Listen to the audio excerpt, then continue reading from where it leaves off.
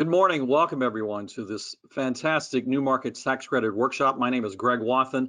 I'm co-CEO for the Evansville Regional Economic Partnership, a new organization that was formed just recently between the Southwest Indiana Chamber of Commerce, the Economic Development Coalition of Southwest Indiana, and the Growth Alliance for Greater Evansville. Have some housekeeping rules for us.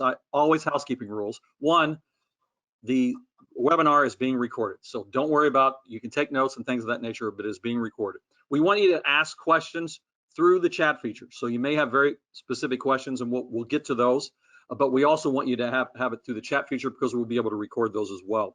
The webinar is slated for 90 minutes. We're going to keep you on time, and there will be email information and their contact information in case you have questions a little bit later. But let me just introduce the panelists for us here. Sharon Feisel, she is the executive director for the new Fort Wayne New Markets Revitalization Program with Sharon, and thank you very much, Sharon. They have their own fund. She's done a great job, and if you've not been to Fort Wayne and see the landing and some of the things they've been able to accomplish, it's pretty exciting. Mike Harbaugh, who's the tax credit relationship manager with Old National Bank. We're excited because Old National Bank is one of our partners and domiciled here in Indiana, but also headquartered in Evansville. And Pete Byford. Pete, I got to know Pete and Tammy Probst and his team from Tax Advantage Group by Cherry Bekaert, basically on a project here in Southwest Indiana for the new YMCA in downtown. So Pete, I'm going to turn it over to you. Yeah, thanks, Greg, and appreciate everybody joining us. I know some of y'all are hitting us pretty early in Central Time. I'm over in Eastern Time, so I've been able to have a lazy morning getting ready for this. Like Greg said, I'm with Tax Advantage Group by Cherry Bekaert, and we are a full-service new market tax credit advisory firm inside of a full-service accounting firm, Cherry Bekaert. Through our new markets work, we've been with the program since the beginning, and these names will make sense later, but we work with CDEs, we work with borrowers, we work with investors, all to undertake new market tax credit finance. You can see we've done about $1.9 billion in total transaction volume. We're proud to say we've helped almost 15,000 people find jobs, over 500,000 people receive community services or goods, and we've helped develop about 7.1 million square feet in real estate across the country. And Mike, I'll let you talk about Old National. Sure. Good morning, everyone. My name is Mike Harbaugh. I'm a tax credit relationship manager with Old National Bank. As Greg alluded to, Old National is headquartered in Evansville, Indiana, but sort of serves the upper Midwest, so every place from kind of Kentucky up to Minnesota. And I work in the tax credit department. We do direct tax credit investing and also help on the lending side with tax credit projects and historic tax credits, new markets, which we're talking about today. We also do low-income housing, some different state tax credits, and alternative energy and solar tax credits. We try to be a one-stop shop for tax credit financing needs, and we do our investing through a subsidiary called ONB Community Equity. So we are a new markets tax credit investor. We also have a CDE at Old National Bank, where we will hopefully in the summer be receiving a new markets tax credit allocation through that CDE. So Sharon, I think you're next. Okay, well, Greg, you already talked. I'll circle back to you, Greg. No problem. Go ahead, Sharon, please. Okay. So Fort Wayne New Markets Revitalization Fund is a CDE that was formed early on in the new markets world, I guess. We make loans to businesses in Indiana and Ohio. We say we focus on quality job creation and neighborhood development. That means that we can do projects that are, for-profit developers, and we also do not-for-profit type of community institutions. We've received 3 allocations totaling $103 million, and about $5,000 direct jobs have been created. 80,000 individuals have been served with community services, and about 1.5 million square feet of real estate. So we've worked with TAG for a number of years, so we're just a little piece of those big numbers that Pete gave out a little bit earlier. And Greg, you want to talk a little bit about the new Evansville Regional Economic Partnership? Sure, just briefly. Thanks, Pete, and everyone. So we formed a brand new economic development organization that's combining 3 organizations into one, which is the Evansville Regional Economic Partnership. We're 28 days into the organization, but the things that we've done in the past are from our legacy organizations are pretty substantial. One of the things we want to really talk about today in particular is how we've leveraged through, for those who remember Regional Cities Initiative, which there'll be a brand new regional initiative called READY for the state that was just funded. We were able to leverage new market tax credits. And so new market tax credits become a really incredible tool if properly used, and we're going to be describing that today. So Pete, back to you. All right, thanks so much. So now that we've kind of introduced everybody, I'm going to take a minute and talk about what new market tax credits are, and then let Sharon and Mike take over and walk through the details. So the program was created in 2000. It's effectively the corollary to the low-income housing tax credit, with the idea being that if you provide, and the government was seeing good results from providing subsidies for housing in low-income communities, but if you improve housing without improving job opportunities, access to goods, and access to services, you really haven't substantially impacted the community in a holistic way. So they created the new market tax credit program to go into those new markets of investment, typically low-income communities, to create a subsidy to drive capital, which drives economic development, helps attract and retain a skilled workforce, and bring goods and services into underserved communities throughout the country. It's administered through a group called the CDFI Fund, which is a part of the US Treasury, but it's a cool public-private partnership between the CDFI Fund and community organizations called community development entities. It's a highly competitive program on an annual application basis, which helps to drive high-quality projects in the program. This will just give you a quick snapshot of total amount of transaction volume authorized to generate tax credits so far, 70 billion through the 2019 round of money. Let's break that down. We're talking about Indiana, Ohio. In Indiana, it has supported $1.4 billion in total capital finance, generating 82 new businesses and economic revitalization projects, and generating about 9,600 jobs through 2015. So that number is significantly higher now, but the most recent data, but as with all government programs, the data is always 5 years old. And then in Ohio, where we've had really some cities like Cleveland and Cincinnati and Dayton grab onto this and really run with it, like Fort Wayne has in Indiana, 5.5 billion total capital financed, 529 businesses and economic incentive revitalization projects, and 55,900 jobs created. So as you can see, really highly impactful program across the board between industries, nonprofit, for-profit, residential, not residential, but real estate development as well.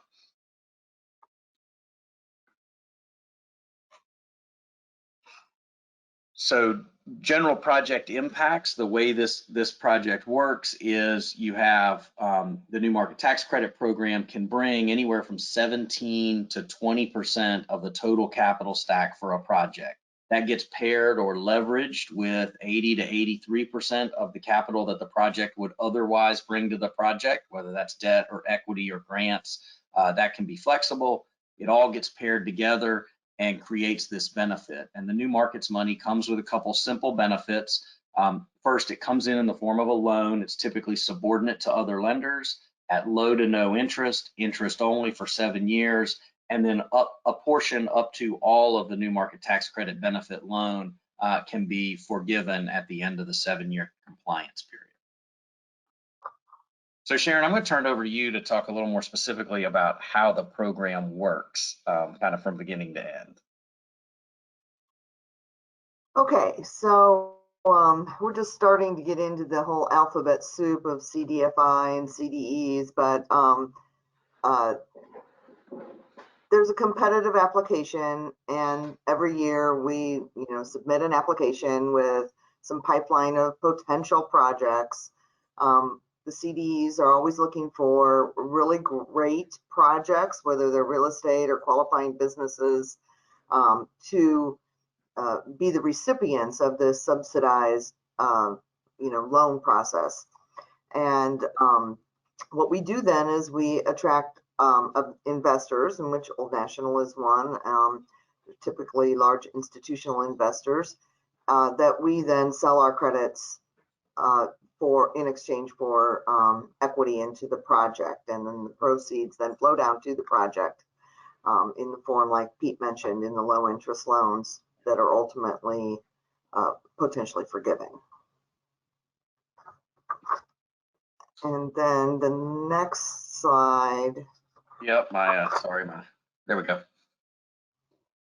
Okay, so the first thing a CDE needs to do is to become certified with the Treasury, so with the CDFI fund, and it must be a for-profit entity. It can be an affiliate, though, of a not-for-profit, often an affiliate of banks and CDFIs, which are nonprofit banks that have a mission of serving low-income communities. And then, like in the case of our CDE, we are affiliated with a government.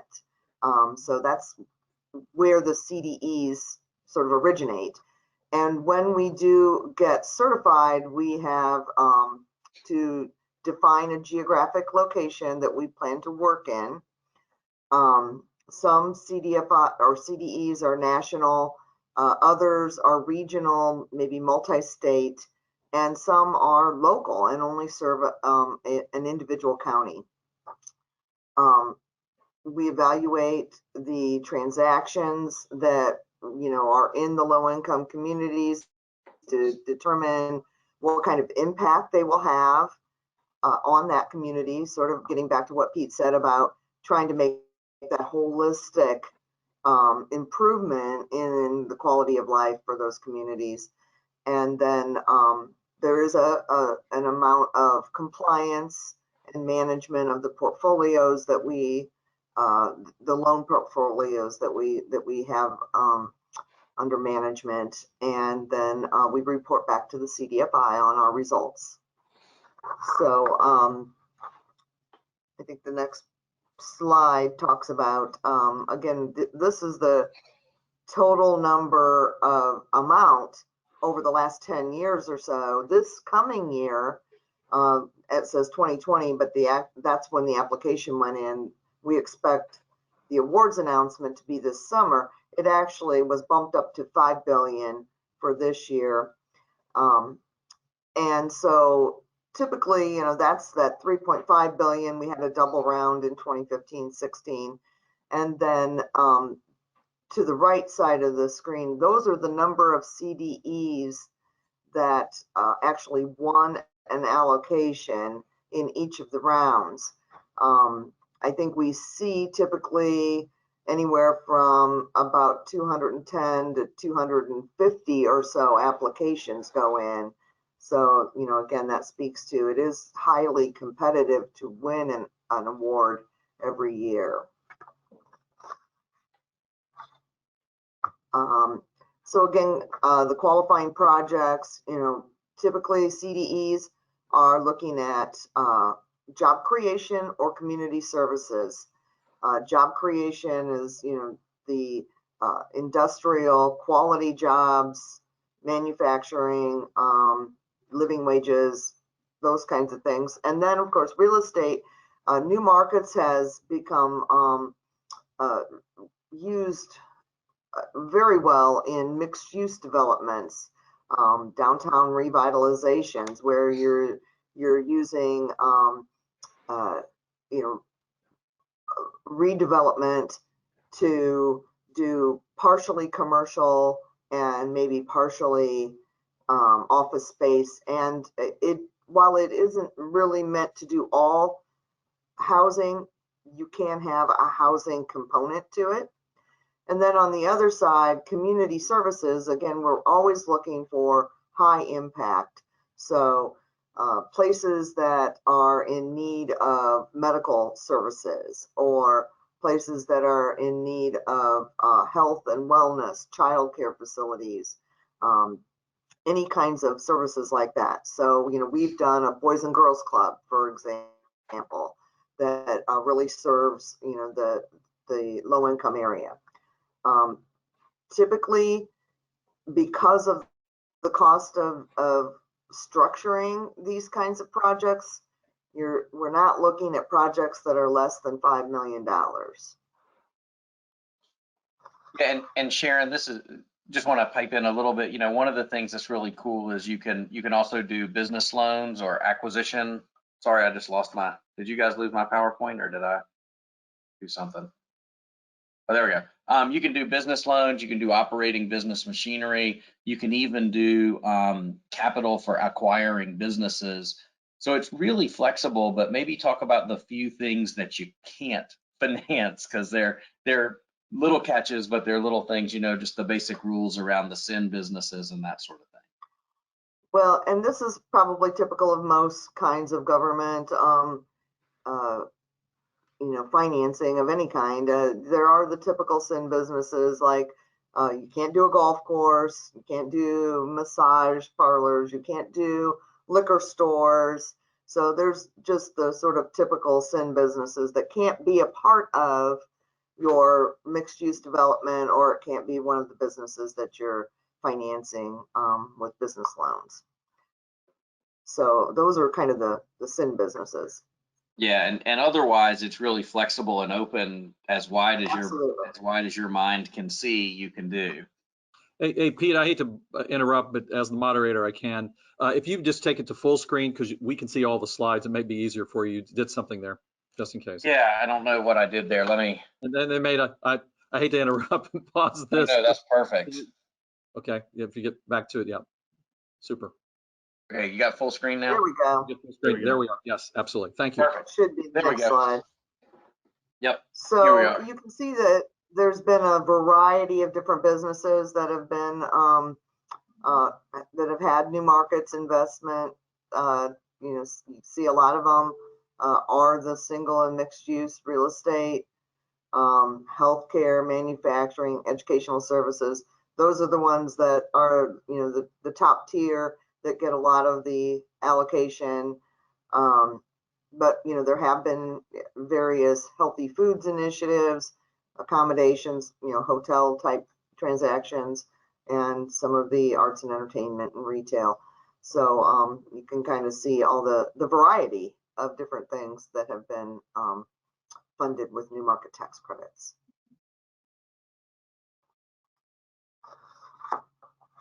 Perfect. And Mike, you want to take over and talk a little bit about locations and geographies now? Yeah. So Peter sort of touched on this a little bit in his first couple of slides, but new markets tax credit projects need to be located in what's considered a low income community. Those are measured by metrics from 2015 census data. You can see some of those metrics on the slide here. Not everybody knows what census tract their project is going to be located in. So if you have a question on that, the CDFI Fund website has a map where you can type in your address, and it can show you if you're located in a new markets tax credit eligible census tract. And there are sort of two different designations. There's a qualifying tract and then a highly distressed tract. And those highly distressed tracts are higher poverty levels, higher unemployment levels. So there's sort of two different designations there when you're looking at that map. Gotcha. And maybe hit some of those secondary categories. They're sort of a whole laundry basket, and no need to run through it, but talk a little bit about some of those things that might also add to the distress in the community. Yeah, well, I kind of look at those as stuff outside of the metrics that you see here, a high need for, high homeless rate. A lot of times there's a big need for, economic empowerment with people of color. Those are some of the secondary things that I, as an investor and as a CDE, would look for in some of those more highly distressed locations. Gotcha, thanks. Getting a little bit more to, a qualifying location. Not all of these census tracts are located in urban areas. There's a lot of non-metropolitan census tracts that are out there. The CDFI fund has designated some underserved states as well. So those are states that have historically not received a whole lot of new markets tax credit investment as other states in the country. And there are specific things in the application for CDEs when they're going in for award where there's a little bit of extra credit given if you're going to touch some of those non-metropolitan or rural projects. If you have some of those in your pipeline, there is a little bit of an advantage there that you have a CTE and CDE and likelihood that you might get a larger award to help serve some of those underserved areas. Perfect. So we've talked a little bit about the things that get you qualified for a CDE. We talked about asset class and we talked about geography and that sort of thing. So Mike, what kind of build that package for us? What makes a good project? Yeah. So as we sort of just mentioned, a project must be located in new markets tax credits qualified census tract.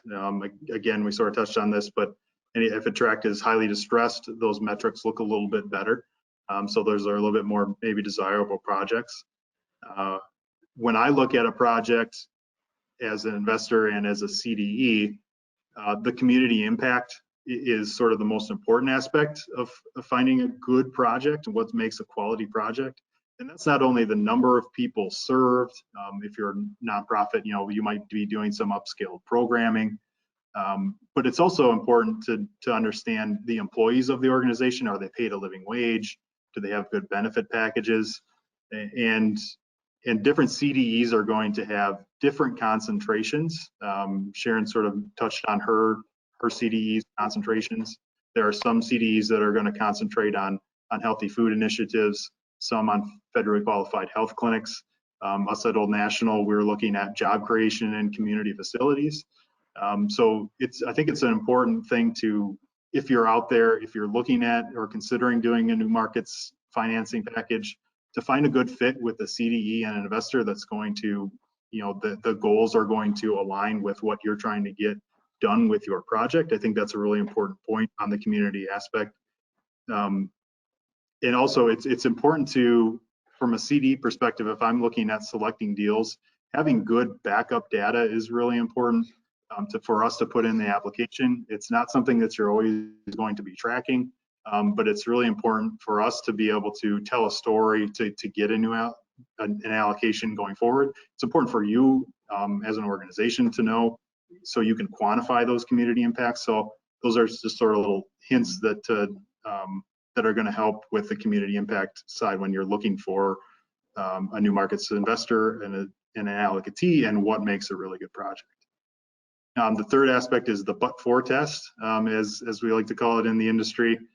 This means that the project would not be feasible but for the new market subsidy.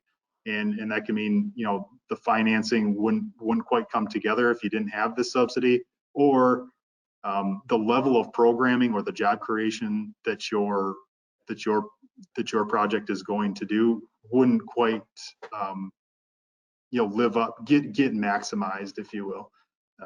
So that's the but-for test. The final thing that makes a good project is the timing. Do you have the rest of the financing and capital stack in place? For nonprofits, that means, if you're doing a capital campaign bridge loan to help finance some of this, do you have your loan in place? Do you have grants, city or county funds approved at that level? Do you have construction permit approvals? Do you have your plans approved with the city or the county? For manufacturing type facilities, do you have purchase orders to fill your expanded capacity that you're looking at? Is your project shovel ready, as we like to call it? Do you have your general contractor selected? That's a whole laundry list of things. But it's important because most oftentimes the new markets tax credit, these are awarded in mid to late summer. It's oftentimes the last piece of your capital stack that's going to come in. So you want to be able to hit the ground running as soon as you find a CDE. And it's always good to try to start making those connections with CDEs and investors ahead of time as much as you can, so you can be aligned and ready to run when the awards are announced. That's my suggestion. And it's a great suggestion. I would echo a couple things, like on the community impacts. I know when we all started in this industry, 2005, 2006, the community impact story was like, man, we're going in this community and we're doing awesome stuff. And that was the entire impact story. Trust us, it's going to be awesome. And as the application has advanced, as CDEs have grown, as investors have become more sophisticated, we're seeing now a need for real, demonstrable, data-driven impacts. And I think that's a good thing, but I think it's something that people interested in pursuing new markets need to be on the front end of. If you're always reacting to the next question the CDE gives you, then it can get really compressed and difficult to pull that data together. It's good to get out in front of that. And then I would just say on the but-for analysis, that's a really important piece of the puzzle. It doesn't always have to be, we're going to build a building that costs 10 million and we only have 8. There are lots of different ways in a global economy. Sometimes in industrial projects, it's not about we can't write the check. It's that we won't write the check because we can go to a different location and get a lower capital cost per widget put together. And so you get some different ways to write that story. Well, if we can get new markets, that brings the cost of capital down, and then we can build in Evansville instead of Ontario or something like that. So lots of ways to approach it, but you need to have, again, a data-driven solution. That was the other thing in the early days. The but-for was, we need it. We can't do it without it. And now people are looking for a real mathematical formula, whether that's cost versus available capital or cost of capital or some other metric. They're looking for a real numerical calculation. Good point. So those things, you know, we touched on what makes a great new markets tax credit project is when you can put all those pieces together. You've got a complete capital stack that's ready to go. You found a CDE that matches with your project in the industry that CDE is involved in, and because that is a really competitive process, there's a limited supply of allocation, although we are getting a little bit of an increase this year, so I think that's going to be great for a lot of projects. Because of that non-metro or rural designation that a lot of CDEs are going after, if you've got depending on your CDE, if you have a project that's in a rural or non-metro area, that scores really high too, because there aren't a ton of those projects out there, and most CDEs are looking for those. So that makes it a really competitive process too. Excellent, and you know, being able to combine any 2 or 3 categories really can lift you out of the stack. Sharon, I know you kind of get bombarded with applications when they announce that you've won. So finding ways to make things shine is valuable, isn't it? And I have no idea why this keeps doing this. Are we back on my PowerPoint? Yep, you're okay. Yes, you are. Okay.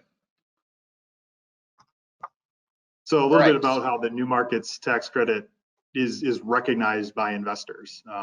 This is a 39% tax credit, and what that means is, what Peter will talk about in a little bit, is your QEI, or when all those funds come together in the new markets structure. You know, say you've got a $10 million pool of funds. As a result, that will generate, once those loans are made, that will generate a 39% tax credit to the investor. So on a $10 million project, that's $3.9 million tax credit that goes to the investor. And that credit is recognized over the compliance period, which has been alluded to. So the investor takes those in the chunks that you see down at the bottom of the slide there throughout the 7-year compliance period. And I think Peter's going to go a little bit into the math on how the credit is actually calculated too. I am. And so the math of it, this is sort of the easy answer, is you got $10 million of new market tax credit allocation. So we're talking about that $5 billion that's going to be announced this summer, that's sort of equivalent to this 10 million is one small chunk of that 5 billion. And a CDE will say, okay, we'd like to put a $10 million allocation on your $10 million YMCA facility. When they receive the equity in investment of $10 million, there's a statutory 39% tax credit that they're authorized to issue to the investor. So $3.9 million of tax credits that goes to an investor. They can put it on their tax return and reduce their tax liability. Right now in the market, investors are willing to pay about 75 cents on the dollar for that income stream or that tax credit stream over a 7-year period, which will generate right around $2.925 million of actual cash that the investor puts into the transaction in exchange for tax credits. Then new market tax credits are built so that community development entities can be long-lasting, sustainable organizations. So they have a fee structure tied to the allocation amount. And then unfortunately, there are a lot of attorneys involved in every, I am an attorney, but there are lots of us involved in every one of the new markets tax credit transactions. So the investor is represented by counsel, the CDE is represented, the project is represented. If you have a third-party lender putting debt in, they're represented. There's an accounting firm that puts together an economic model of the entire transaction for every party involved. So that runs about 10% as a load on the allocation amount, or $1 million out of 10 million, which leaves about $1,925,000 of actual spendable cash that a project can put on their capital stack to pay for things. So when you sort of work through that math, I always tell my real estate developers, they look at it from the top down and they go, you mean an investor's going to write a $2.9 million check and I'm going to get $1.9 million? That's the most expensive money I've ever gotten. But the flip side is, yes, but at the end of 7 years, somebody's going to sell you that note for $1,000. And so you paid $1,000 on $1,925,000 of capital 7 years after you got the capital. That's the cheapest money as a real estate developer you're ever going to find. And typically for nonprofits, it also is going to represent, if not the single largest share of their philanthropic pie, it's going to be close to the largest capital campaign donation they get, if you think of it in those comparative terms. So I use this chart as one of those theories of relativity. If you look at it from the top down, it's expensive money. If you look at it from the bottom up, it's very inexpensive money. Now I'm going to show you the dreaded new market tax credit chart. This is how new markets fund, and don't blame the 3 of us or 4 of us up here. This is because of the way the program was designed at Treasury. So I'm going to use my cursor and hopefully you can see it. Everything starts over here with the CDFI fund, and on an annual basis, community development entities apply to get a share of that new market tax credit authority. When they win, they decide that they're going to allocate a portion of that authority to various projects. And so if you're down here as a project sponsor, you have a real estate project that is going to cost $10 million. And you have roughly $7 million of that capital stack pulled together, but you're trying to figure out a way to get the rest of it financed. Community development entity says, hey, we like what you're doing. We like the jobs you're creating. We like the healthcare services you're providing. We like the students counts in your charter school, whatever the case may be. We like your impact. And then you and the community development entity work together to find a new market tax credit equity investor. The equity investor, again, using that 75-cent pricing, is going to pay $2.925 million in exchange for $3.9 million worth of tax credits. Here's where the catch comes in. The credit is generated when an investor makes a QEI, a qualified equity investment, into a community development entity. And remember, it's a 39% credit. So if we take the $2,925 and give it directly from the investor to the community development entity, the credit is far less than $3.9 million.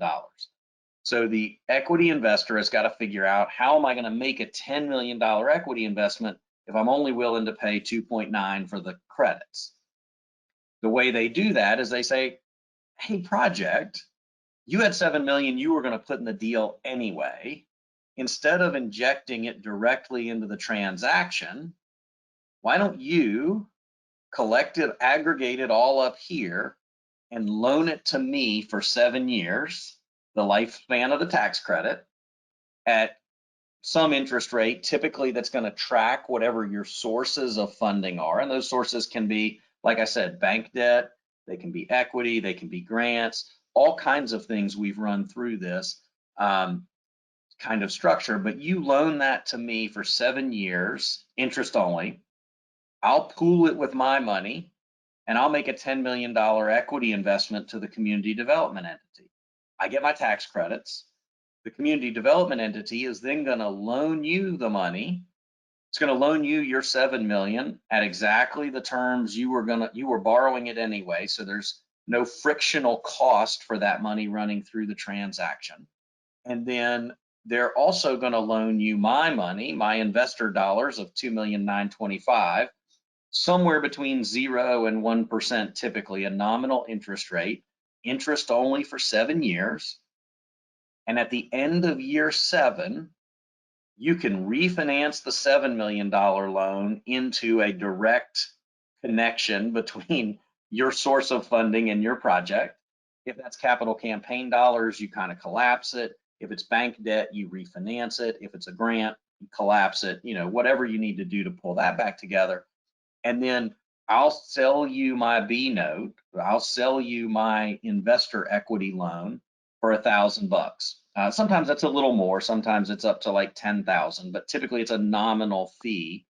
And then you won't ever owe me that money back. So it effectively becomes a grant, although it's structured in the form of a loan on the front end.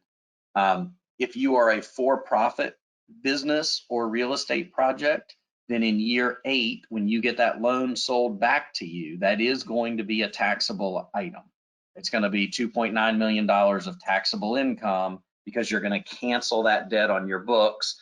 And in the world of there's no such thing as a free lunch, there's a cost to that loan coming in. If you're a nonprofit, talk to your tax advisor, but typically nonprofits don't recognize that as taxable income. So they get a little extra boost on the back end of that. Lots of ways to plan for that, deal with that, but just be advised that that's out there on the back end. So Sharon and Mike, did I miss anything in kind of running through that structure? No, I thought that's a great explanation. I think one thing that I might add is, with the market that we're currently in, if you're sort of on the fence, maybe we could do our project without new markets. And if you're sort of on the fence on if you want to go down this route, with that additional equity that this program is going to generate, and the construction costs that we're seeing right now with steel, with lumber and things like that, if you need something a little bit more equity that you might not be able to otherwise raise to help with that, if you're doing some sort of construction or real estate type project, that's going to give you that extra bump over to help with that financing, because we are seeing longer lead times on the construction side of things with material. And then we had the issue last year where COVID shut things down in a couple of different states, which increased timelines, which increased costs. So it's just another one of those real life solution where new markets and the additional equity generated can be really helpful for when you're financing a project. I agree. The other thing is it's really flexible capital, and so it can cover things like working capital. If you're building a facility and then you've got some, you're going to run at a deficit for some period of time at the end of construction, this is a way to preserve capital that you would have otherwise put into construction to cover that working capital cost on a go-forward basis. So great point, Mike. One thing I would mention is this illustrates kind of at a high level that it's really good for the CDEs to be brought in to conversations about structuring early, so that if you're thinking about it, we can, just sort of make sure that as you're thinking about your financing, that whether it's going to work, whether, it's got the right community impacts, whether it's, whether the structure that Pete outlined is something that's practical. So we always like to work with the projects early. Yeah, I would say it's never too early to start that conversation, but it'll never close until all the I's are dotted and the T's are crossed. Exactly. Absolutely agree. Garrett, I know you've been on a 3.5-year odyssey on a really big project, maybe even a 4-year odyssey on a really big project there in Fort Wayne. And it took a long time for those I's and T's to come together and get dotted and crossed. So Pete, we had a question, and I thought maybe just this might be a good place to have it in here. One of the questions is, once the loan is forgiven, because we're talking about math, is that amount taxable? So can you address that or not? In general, it is taxable for-profit projects. If you're a nonprofit, it is typically non-taxable income, but consult your personal tax advisor. But that's typically how it breaks. So now let's talk in practical terms. I've just gone through the theoretical math exercise, and if anybody's still awake, maybe we can talk about practically what does new markets look like in a finished project. So Sharon, I'll let you talk about one of your shining stars. One of my favorites here out of all of our portfolio is the Landing, and we actually partnered with a developer out of Cincinnati who has now put down some roots in Fort Wayne and done some projects with us, and looking at doing more.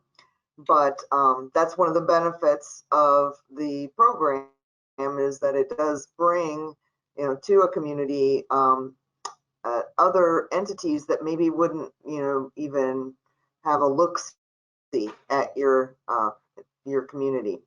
So this is a block that is it's called the Landing because the Wabash and Erie Canal ran right behind the buildings, and so it's one of our oldest blocks.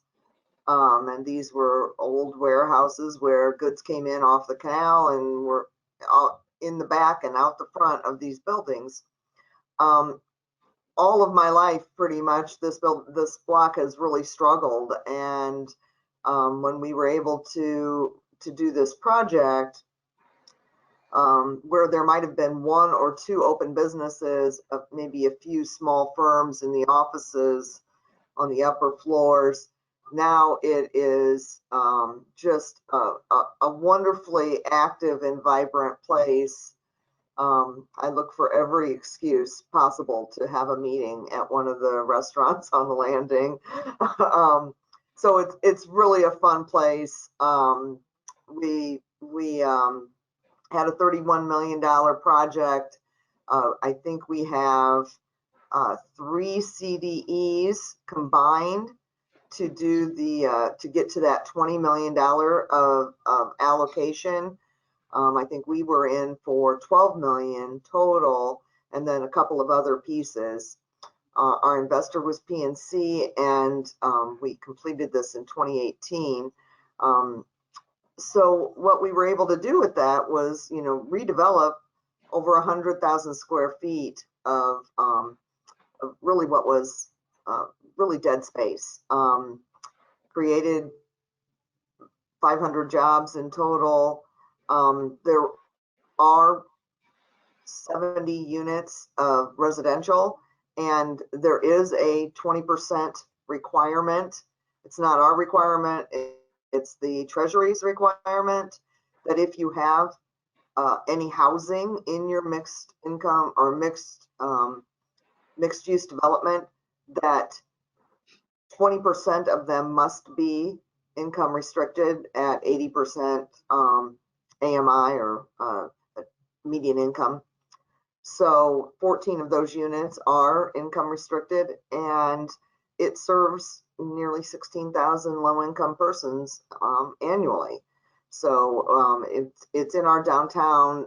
There was a high poverty rate, very low median income, and high unemployment. So it's been a great project, and it's just really starting to hit its stride because it was completed in 2020, and we really expected, the summer of 2020 was going to be, a really great kickoff to it, but it was dampened by the virus.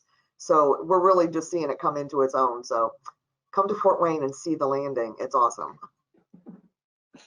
Perfect. And Greg, I know we had a question about residential real estate. So maybe since this project has it in there, Sharon, can you hit the other half of the residential rules? I know there's the 20% affordable, but then how residential can a project be before it gets kicked out?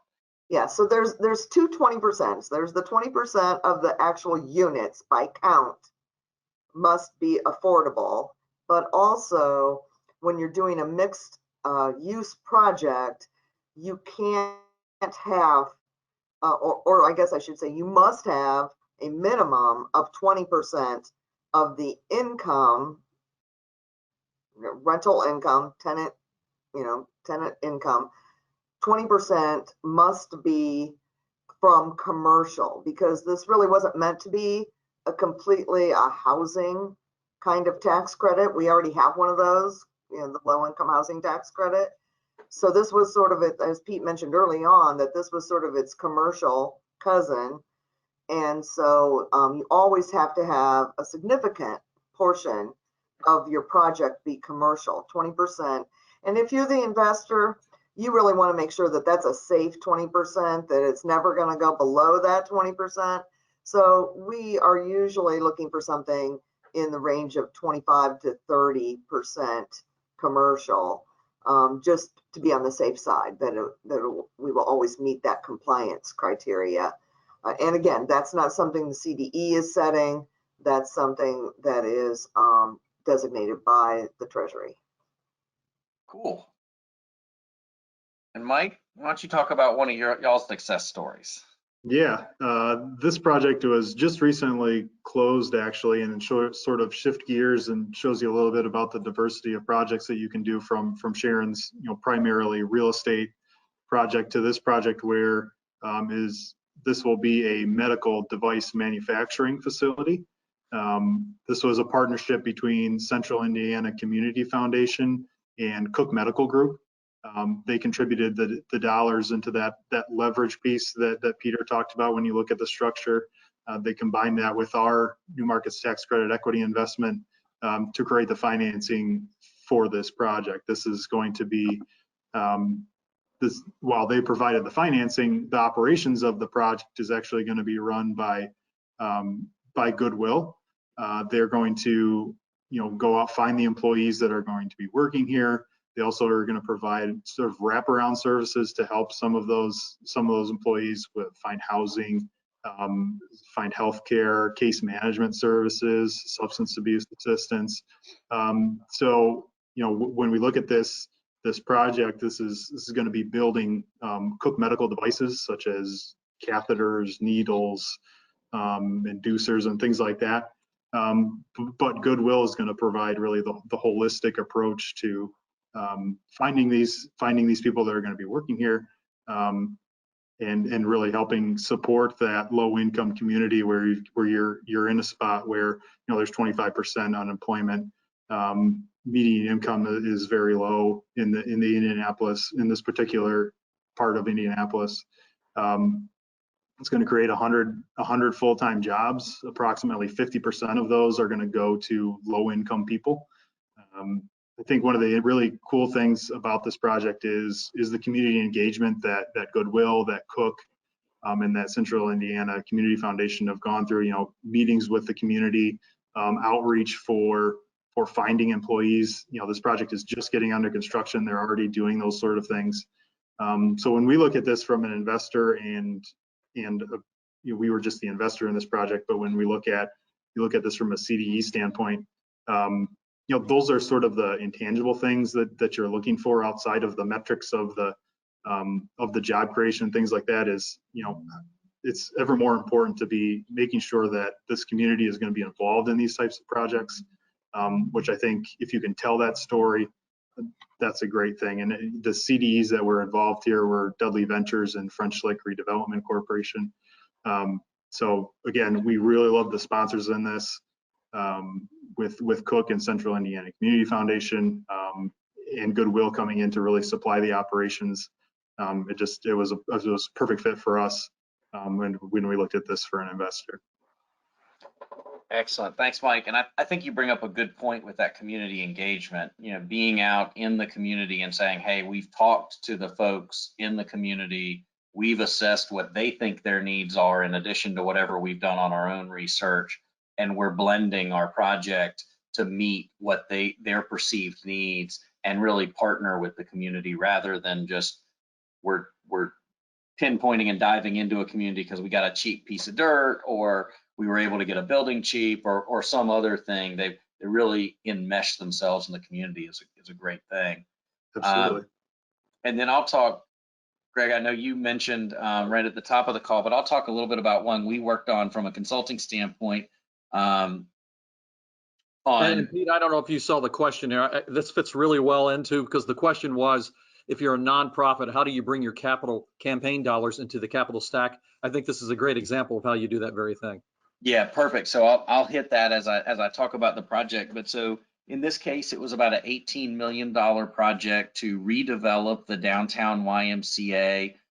Great partnership with a medical partner. So in addition to building just a YMCA with all of the new health and wellness trends they're trying to approach, including a cooking kitchen, educational facilities, aftercare, in addition to the more typical YMCA exercise, swimming, those types of things.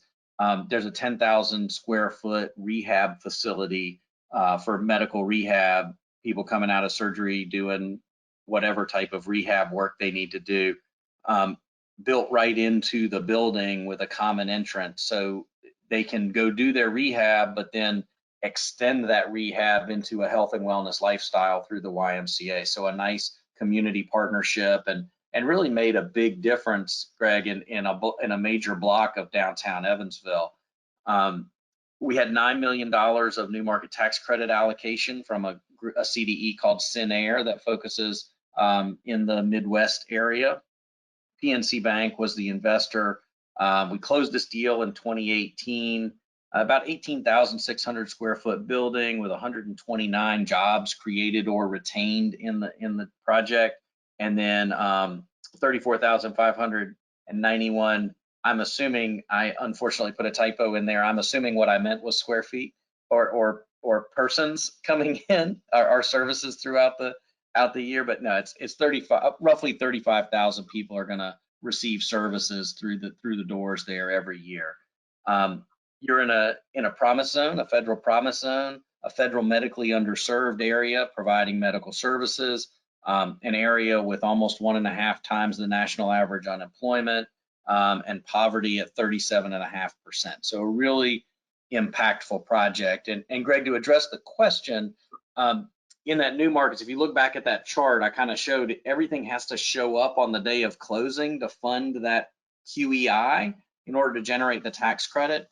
And Mike made mention of this earlier in the presentation, but the way you do that, if you've got capital campaign dollars, typically those are going to be on 3 to 5 year pledges for your large donors. And the way we typically structure that is we'll coordinate with a bank. I think, Mike, you guys actually provided the capital campaign bridge loan into this project through Old National.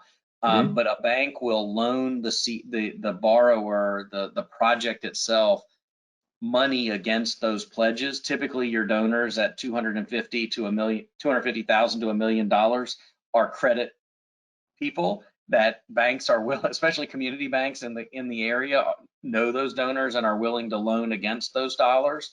So you actually borrow all of that money on the front end and then pay off that loan with your capital campaign proceeds as they come in. So you can go ahead and build your project even though you've got dollars coming in over time. So there is a way to take advantage of new markets, even if you don't have those dollars available to you on day one. The only time we've seen that not work is we recently had a project in the Commonwealth of Virginia where the Commonwealth was giving us money and they would not let us borrow against their money. They were a hard pass on their dollars being used as collateral for a loan from a private lender. But in general, we can find ways to, whether it's grant dollars or pledge dollars for a capital campaign, we can find a way to loop them in through some sort of bridge lending facility. Well, and I think, Pete, what's great about the project here is that we brought a lot of different players together. This was also one of our regional cities projects. So there were 3 regions in the state of Indiana that received $42 million. Sharon has one of those regions in Northeast. We were in Southwest. This was a critical piece for building the capital stack, and we weren't quite sure whether or not this would work. And it demonstrates just being able to put this project to bed that it actually did work. So as you're thinking through, looking at all these various components and pots, especially with ARP funds coming down and all the other things, timing is key, and making sure you fully understand that new market tax credits is not going to solve all of your financial problems. It's part of gap financing as you're going through this process and as you're building that capital stack.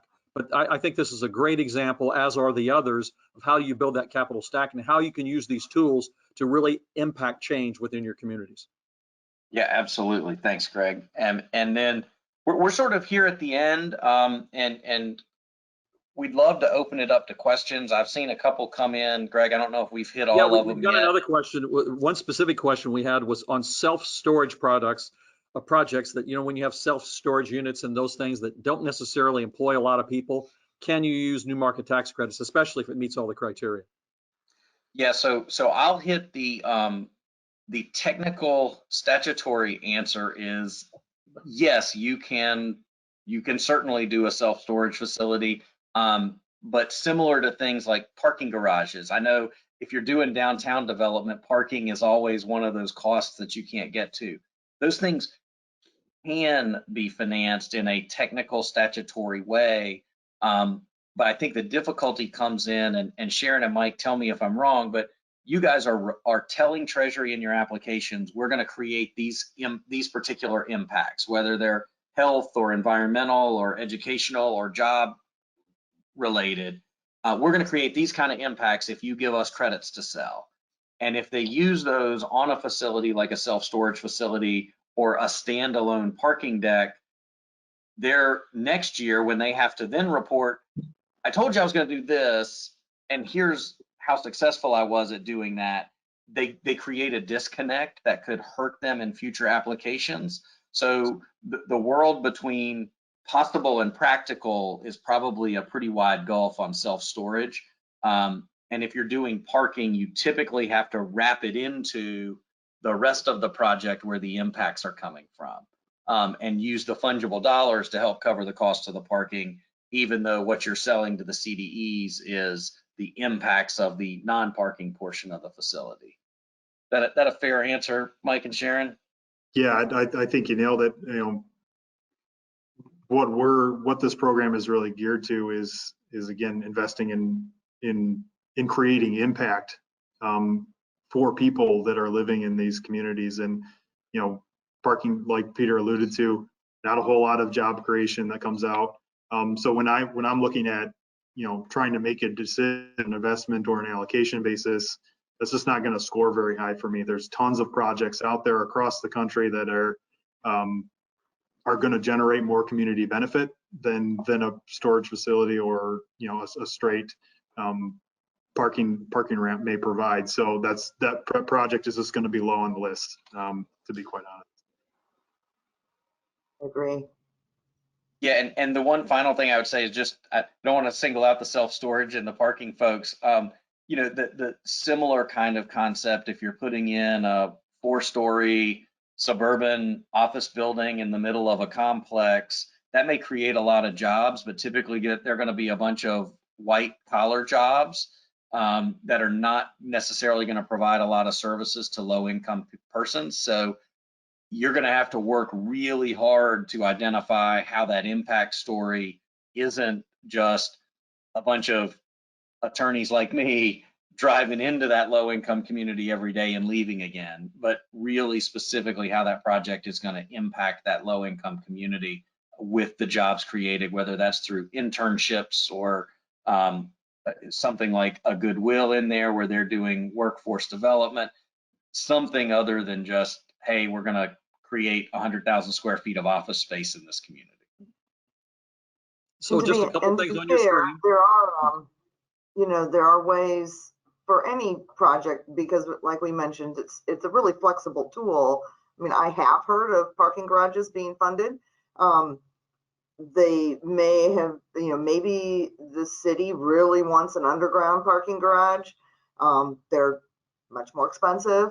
But in one situation, I know they put a park on top of it. And so that had a lot of community impact. That's where, trying to be creative about what is that community impact, just like Pete was mentioning about maybe offering internships in situations, because the CDEs, are going to be looking for that community impact. And again, it becomes, it's just a matter of the competitiveness of the applications. We have to be able to show the CDFI that we're doing what we said we were going to do. And just want to mention to everyone, if you have specific questions, tell them in the chat. We want to be very respectful of your time. You'll see on this slide, there's contact information, which as we're recording, you'll be able to see it for everyone. So if you have specific questions as well. One thing I might want to ask to everyone is that obviously, and we didn't really go into this and don't want to get too far in the weeds, there's a lot of compliance to this. So what are sort of the compliance sides of this? Because I don't want anybody to go into this thinking that, oh, after they receive this, that there's no further compliance. There is compliance, and maybe you could just address that a little bit. Sharon, you want to hit that first? Sharon, yeah. Since you're on the front lines Is of that it? too tough of a question? I don't know. I'll reply to that. Yes, there is compliance for 7 years. From the investor standpoint, and Mike can probably talk about this some too, is it's really important to them that the projects stay in compliance, because they don't want their tax credits to be recaptured by the IRS. So the investors stay very involved with the CDE. We become, very close partners, and there are some reporting requirements, typically quarterly or annual compliance reports that need to be submitted. I find that the not-for-profits we work with, we have a split between our more traditional, like mixed-use developers and manufacturing, versus our not-for-profit type community facilities. They're kind of used to this, and they can kind of fold it in fairly easily because they're used to reporting. They get a lot of grants. They're used to doing those kinds of things. For our more traditional developers, it's going to take a little bit. I know that the investors and the banks and the CDEs work really hard to make it as painless as possible in setting up just exactly what do we need. It's just a matter of being able to fold that in. After all, we are providing loans, so we are typically asking for the same things that any bank would ask for, on a typical commercial loan. Yeah, I can add to that a little bit. Two sort of separate things. Sharon mentioned the recapture aspect, and what we're worried about on that side of things from an investor is when those loan payments made to the quality or made direct to the project, when that stops, that's when we start worrying about recapture, just to boil it down very simply. So a little bit of base underwriting to the project, we will do that as an investor, and Sharon does that on a CDE perspective on the ability for the project to keep those loan payments flowing, just as you would on any other commercial loan. So that's to really simplify the recapture piece of it. That's what we're concerned about. On the compliance and reporting side, there's going to be something that you're going to see called a community benefits agreement, where we're going to expect some data to be tracked. How many jobs you're employing, are those jobs paying a living wage, are you saying what you said you told us you were going to do with executing on these community impacts. I'd expect that reporting at least on an annual basis to give to Sharon, to give to the investor. And so it's important that you're keeping track on that on a regular basis, because we're going to come knocking for it every year to make sure you're on track. And then you're going to see, as Sharon alluded to, some financial statement requirements. You know, there's often a guarantor associated with this, so that's something that you also need to consider. Most of the times it's the sponsor of the project, but so yeah, those are some of the compliance issues through the 7-year tax credit compliance period that you're going to want to keep on top of your mind. It's extra work for you, to be quite honest, and we know that. We try to give, you know, us as a CDE investor, we try to give you forms and give you definitions of things so you know what to track, because it can be an alphabet soup, as was alluded to with all these acronyms. So we try to boil it down, but it is work to get that data.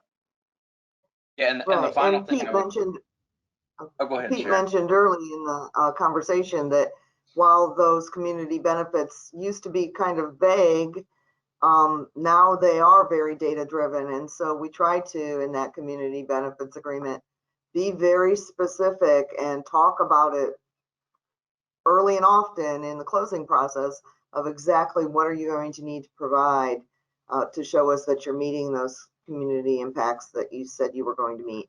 So none of it should be a surprise, but like Mike said, it is some extra work. And the final thing I would say is you guys have now heard us say 7 years a whole lot of times. And typically, barring some really, really unusual circumstances, whatever the ownership structure of the project is on the day you close needs to be in place for 7 years. So that really causes two potential things to look at as you're financing your project. One, typically you're going to refinance your debt in 7 years. So if you're somebody who typically uses 20-year life money, that life insurance company money, that's typically not going to be available to a project like this. You're going to have to refinance 7 years out. And then two, really doesn't come up that much in owner-occupied projects, but if you're a developer and you're building a project for tenants, you need to expect to hold that asset for 7 years minimum. So you're not going to be building it, stabilizing it, and flipping it to a REIT, for example. It's going to be a long-term hold asset. So just throw that out there as a really kind of an important factor as well in your analysis. Well, I'm not seeing any other additional questions, unless maybe we sort of just follow up. If there are no additional questions, maybe just sort of recap, Sharon, Pete, and Mike. Anything Well, I additional? guess I would Anybody encourage anybody, if they have more questions, to feel free to contact, you know, either Mike or I, you know, just to kind of maybe talk about your project. Again, you know, we'd like to be involved early. For Fort Wayne, while our title, our name says Fort Wayne, we actually do projects in Indiana and Ohio. So we've expanded our footprint over time. So if you do have a project somewhere and you just kind of wondering, you know, would this work? And you're thinking through that, you know, I would suggest you reach out and talk to us early in the process. We'd like to chat. I completely agree. You know, a lot of times as a developer or as a nonprofit, you're probably only going to do this process once, right? If you're looking to build a new building or increase your manufacturing space, what have you, you're probably going to do this once, maybe twice throughout your ownership of the business and how you're running things. So getting some good consultants and attorneys in there is important to help you understand the process. They can make connect. We live in this kind of niche. I operate in this niche tax credit industry where a lot of us know each other and run across each other in multiple projects. So having someone who's connected into those loops can really help you and have you understand the expectations that CDEs and investors are going to have. I think that's one sort of word of wisdom I think I would give to you. And I completely agree with what Sharon said. Reach out early and often. Use us as a resource if you're looking for a consultant, if you're looking for someone. Old National operates on the new markets standpoint, and in Minnesota, Wisconsin, Michigan, Indiana, and Kentucky. That's our 5-state sort of footprint from a new market standpoint. So if you have questions, reach out. We're happy to be a resource for you. Yeah, and then I would just say, yeah, I was going to say all three of us would be more than happy if you can go to the CDFI website, and it has a really nice color-coded map where if you're green, you're good. If you're not green, you're not good. And that's the starting point, but we can really give you a little bit more in-depth analysis of the geographic tract, because sometimes it's what I'll call merely qualified, going back to Mike's slide about qualifications. And we can kind of give you where do you fit on that Venn diagram going from good to great in your project, and we can react to, here's what I'm thinking about doing, here's the cost, here's the impacts I think I'm going to have. We can read the temperature of that project and talk to you about it. And the final thing I would say to everybody listening is, like Greg said, this is gap financing. It's the last piece of the puzzle. You need to start the conversation early, but it's really the last piece of the financial puzzle. But don't ever let the tax tail wag your dog. If you call us, we'll come up with 100 ways you could add community impact to your project. But if it really doesn't fit your project, it's probably not a deep enough subsidy to completely change your paradigm to try and pick up 15 to 20% of your cost. And so we'll help you talk through that conversation. The last thing any of us want to do is convince you to chase new markets when we don't think it's a reality.